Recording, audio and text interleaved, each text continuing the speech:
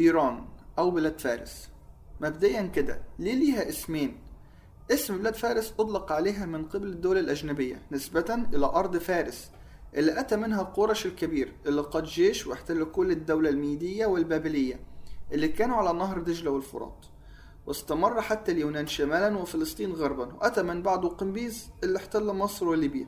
عشان كده كانوا مشهورون بالفرس. وأسس قورش الدولة الأخمينية سنة 550 تمتد من نهر السند في الهند شرقا حتى ليبيا غربا. في العصر الحديث سنة 1925 أتى رضا بهلوي وأعلن نفسه ملكا على إيران، ولقب نفسه شاهن شاه مثل قورش ومعناه ملك الملوك. وكانت سياساته هي نشر العلمانية وتقليص صلاحيات رجال الدين الشيعة وخلع الحجاب، وأصدر بذلك قانون سنة 1936 وهو إلغاء الحجاب، وطلب من كل الدول الأجنبية بتلقيب بلده إيران مش فارس. بعد كده غزت روسيا وبريطانيا إيران، وتم خلع رضا بهلوي ونفيه إلى جنوب إفريقيا خوفا من دعمه لهتلر ومده بالنفط، وتم تنصيب محمد ابنه ملكا على إيران بدلا من أبيه سنة 1941.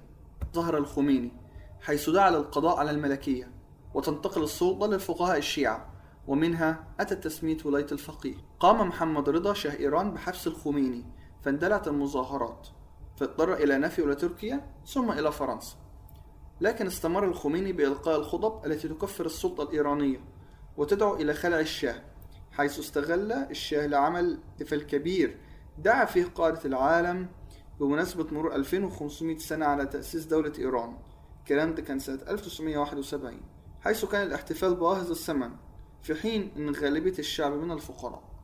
ازداد أنصار الخميني خصوصا بعد قتل ابنه على إيد المخابرات الإيرانية، فاندلعت الثورات في أرجاء البلاد، حتى أن بعض من قادة الجيش انحازوا إلى الخميني، مما أدى إلى هروب شاه إيران محمد رضا بهلوي إلى مصر سنة 1979. بعد هروب شاه إيران رجع الخميني إلى إيران بعد نفي استمر 14 سنة، وقام بتأسيس الجمهورية الإسلامية في إيران ونصب نفسه المرشد الأعلى. في نفس الوقت اللي سيطر الخميني فيه على إيران سيطر صدام على العراق، ودخل البلدين في حرب سنة 1980 دامت 8 سنين، مات خلالها أكثر من 1,000,000 شخص دون مكاسب. في نهاية الثمانينات صار علي خامنئي هو المرشد الأعلى للثورة بعد وفاة الخميني. في ذلك الوقت ضعف جيش النظام الإيراني وأصبح الحرس الثوري أكثر قوة، وهو الموالي لخامنئي كجيش ثاني. في السبعينات دشن الشاه بمساعدة أمريكا محطة أبحاث للطاقة النووية، لكن لما جه الخميني بمساعدة من روسيا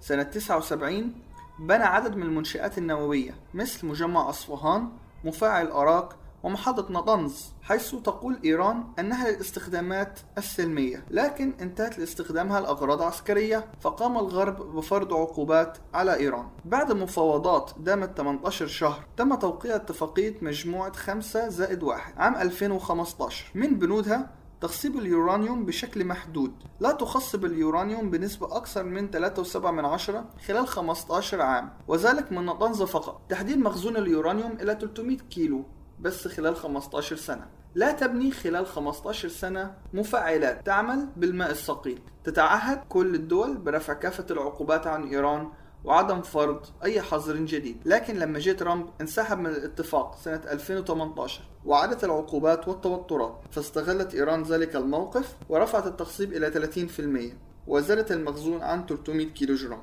قامت أمريكا وإسرائيل بعمل مشروع الألعاب الأولمبية لضرب المفاعل النووي الإيراني، وهو عبارة عن هجوم سيبراني بملف حجمه لا يتعدى 1 ميجا بايت، لكن كانت تكلفته 3 مليارات دولار خلال 3 سنوات. ففي سنة 2020 تم تدمير المفاعل من الداخل، مما أدى إلى توقف العمل به لفترة طويلة، بالإضافة إلى ضرب إسرائيل لعدد من العلماء الإيرانيين القائمين على المشروع النووي ومدير محطة نطنز شخصيا. في 12 يونيو سنة 2025 قامت إسرائيل بضرب إيران بشكل مباغت واغتيال مجموعة من أبرز القادة العسكريين والعلماء المنخرطين في البرنامج النووي الإيراني ومنشآت الغاز لتوليد الطاقة الكهربائية. ففي 15 يونيو ردت إيران بهجوم صاروخي بهجوم مكثف في النهار وفي الليل، وضربات في مناطق سكنية ومواقع صناعية، وضرب مصفاة النفط في حيفا ومحطة كهرباء في وسط إسرائيل، ومقر الموساد ووحدة 8200 للحرب السيبرانية والإلكترونية. في النهاية تحاول إيران حماية أمنها القومي بمشروعين هما الصواريخ متوسطة وبعيدة المدى الفرط صوتية والصواريخ البالستية، والثاني البرنامج النووي، وكلاهما كابوس لإسرائيل.